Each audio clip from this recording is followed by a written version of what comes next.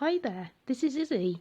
Today I wanted to do something a little bit different and talk you through how I make the most of my home to grow my orchids.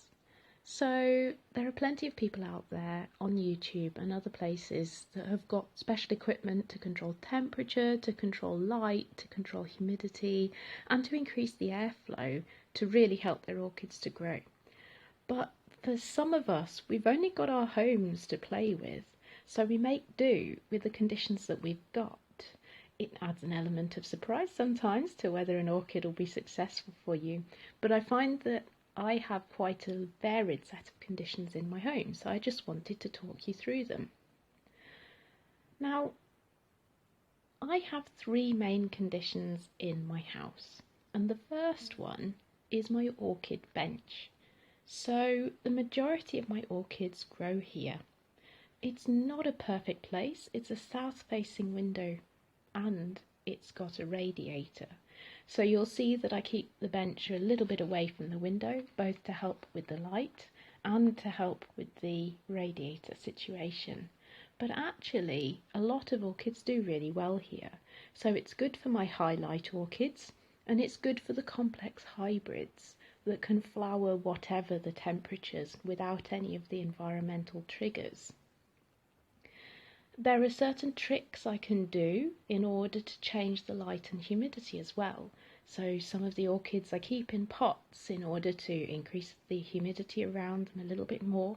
You'll see I keep them quite closely packed. And also, if I find an orchid wants a little bit more or less light, I can move them front to back or move other orchids in front of them to provide a little bit of shade. But for some of my orchids, it's just too bright, or for others, it's too constant a temperature. So I have a second place that I put orchids, which is a north-facing windowsill. So this is really great for the lower light orchids and for the cooler growers like Zygopetalums.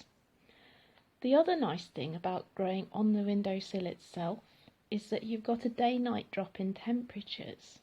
So that's really great for encouraging certain orchids to flower. It's like when you have a phalaenopsis that really doesn't want to flower. Sometimes all it wants is a bit of time on a windowsill in order to give it that bigger drop between day and night and get it to put out a flower spike. So that's a really great place to put orchids when you want to give them that day-night drop, but you don't want to burn them in a south-facing windowsill or anything like that. Now I do have a third growing condition, which is my south-facing windowsill for cool growers. And this is when I want to give an orchid a cool or a dry winter rest, or both. So none of my orchids stay here very long and they get acclimatized to it beforehand. So I keep them on the windowsill before this point in the warmer house. So this cooler windowsill is outside my house. But this is very good for encouraging orchids that need a cool winter rest, like the Australian dendrobiums. Now, I also have one more windowsill that I don't have for its growing conditions, but I have as a quarantine location.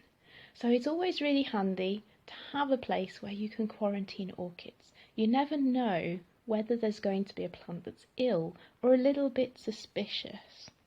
So it's good to not have other plants in that room so that if the orchid is ill, it won't infect them.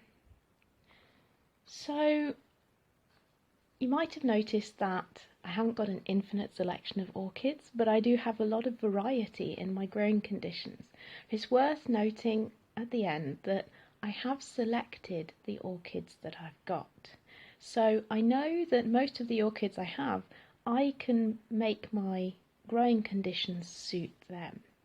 So I wouldn't select, say, Masdevallias because I know they're not possible inside my house. But there are plenty of other orchids that I can choose, some specialists, some not, and they're all really beautiful. So that's a roundup of how I make the most of my house to find different growing conditions for my orchids.